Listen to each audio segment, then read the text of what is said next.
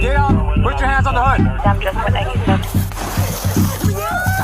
The crack epidemic had a devastating impact on the black community in the United States during the 1980s and early 1990s. It involved the surge in use and distribution of crack cocaine, a cheaper and more potent form of the Class A drug.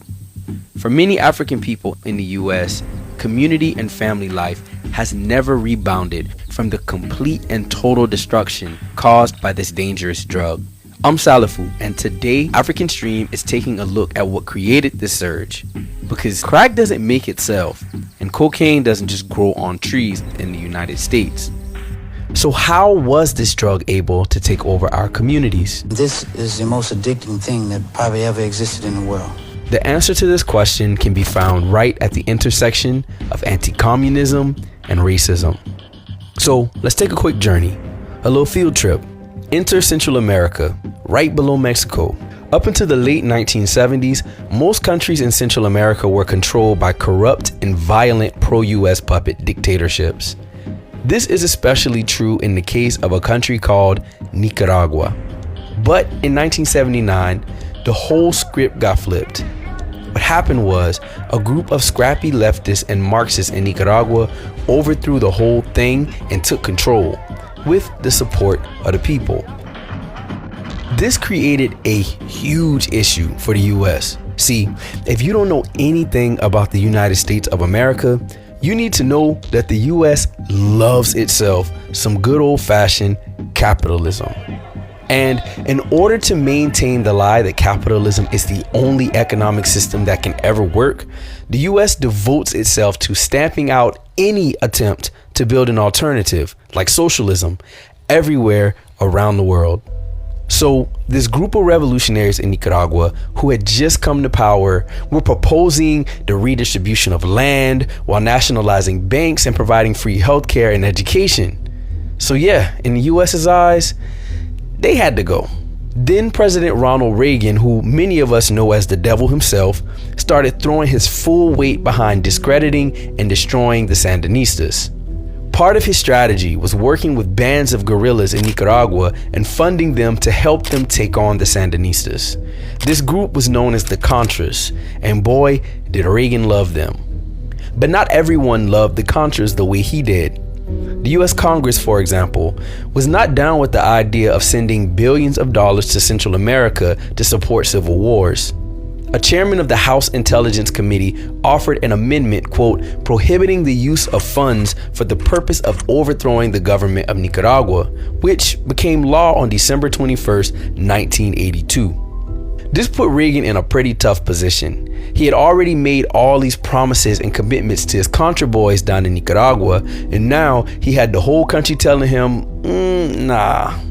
So he had to come up with something quick. This is about to get crazy, but stay with me. On the other side of the world, Reagan and the CIA formed a partnership with an Iranian businessman. The deal was the US would sell arms to him in Iran, and in exchange, that money would be used to fund the Contras. But here's the thing about anti-communists. You can usually depend on them to be pretty shady people. And anybody that's willing to fund anti-communist bloodshed in another country is definitely willing to turn a blind eye to messed up stuff going on in their own. So, in Nicaragua, as the missiles were unloaded from the planes, they were being replaced with duffel bags and boxes. And what was inside those duffel bags and boxes, you ask? Cocaine, the purest. When those bags and boxes found their way back to the US, they conveniently found a home in the hood, where it created an entire underground economy involving hood famous figures like Freeway Ricky Ross. For years, the details of this drug trafficking affair were difficult to pin down. Thanks to journalist Gary Webb, author of the Dark Alliance article series, today we better understand just how involved US agencies like the CIA and the Office of the Presidency actually were. According to Webb's research, the US government was allowing the sale of cocaine in inner city, predominantly black neighborhoods to fund the fight against communism abroad. Back in the black community, a community that continued to suffer the ravages of enslavement, segregation, and struggled the hardest under the weight of US capitalism. This economy built on cocaine birthed opportunities for some and took life from many. With cocaine came a wave of addiction and health issues, the disintegration of families, and violent turf wars in our neighborhoods. For decades after the Contra War in Nicaragua, a new war would continue to be fought on the streets of the United States. The victims, African people. This war, the war on drugs, led to the Anti-Drug Abuse Act of 1986, an act that was nowhere near as innocent as it sounds. Through racist pseudoscience, US media and policymakers created a boogeyman-like distinction between crack and cocaine. Cocaine was just the powdery stuff that white folks used to have a good time. Crack, though, became known as the notorious rock that turned men into beasts. And in the popular imagination, those beasts were somehow always black. The war on drugs could really just be called the war on Africans. It increased funding for drug law enforcement efforts, leading to more aggressive policing in our communities, and focused on targeting drug users and low-level dealers, not the guys loading cocaine onto planes or the officials pretending they didn't see it. Black men and women alike became victims of this war. African mothers were routinely blamed for the problems of capitalism and poverty, and were ruthlessly criminalized, regardless of whether they used drugs or not. I gotta pause here for a second to emphasize how many people were impacted by this.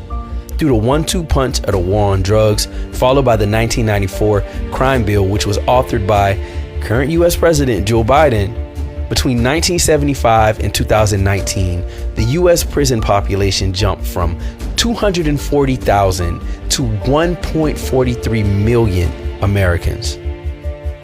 Today, Africans make up 13% of the US population, but account for more than 38% of the general prison population. And what of Nicaragua? Well, to this day, the US has never abandoned its relentless pursuit to regain control of Central America. In fact, while the US continues to deny basic human rights to its African populations, through the ongoing successes of the Sandinista revolution, Africans and indigenous people in Nicaragua today enjoy the creation of their own autonomous zone on the Caribbean coast of the country, with the full support of the people's government. It's a bit of hope tied by string to a history marred by death and destruction. Long live the Sandinista revolution, and long live the struggle for African sovereignty in the Americas.